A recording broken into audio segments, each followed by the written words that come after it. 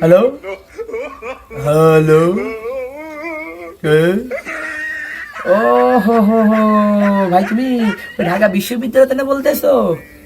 ওই যে কয়দিন আগে তোমাকে ওই যে ইউটিউবে দেখলাম না, ওই যে ইউটিউবে।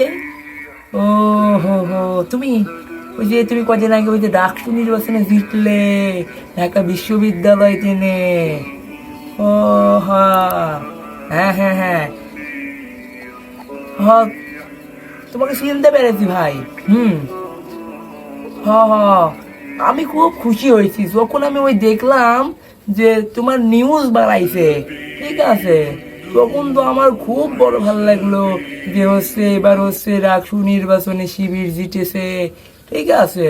হুম, আমি বুঝতে পারছি বিষয়টা। হ্যাঁ, সমস্যা নাই, এবার কত ভালো হবে।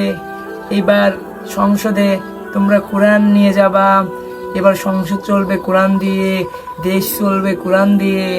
হ্যাঁ হ্যাঁ হ্যাঁ, আমি বুঝতে পারছি বিষয়টা। ঠিক আছে, তোমরা তো এসেছো, এবার তো অনেক ভালো হয়েছে, আমি খুব খুশি হয়েছি। সমস্যা নেই। হ্যাঁ হ্যাঁ হ্যাঁ, ওই ঠিক বলেছো।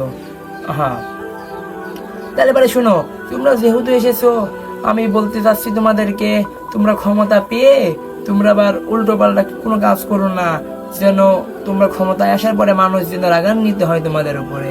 হ্যাঁ হ্যাঁ, তোমরা এসো, ক্যাম্পাসে যেসব ছাত্রছাত্রীরা আছে, ঠিক আছে, ওদেরকে তোমরা সুযোগ সুবিধা বুঝে কোনটা ভালো কোনটা মন্দ এগুলো বুঝে তোমরা তাদেরকে কি করবা, জ্ঞান দিবা।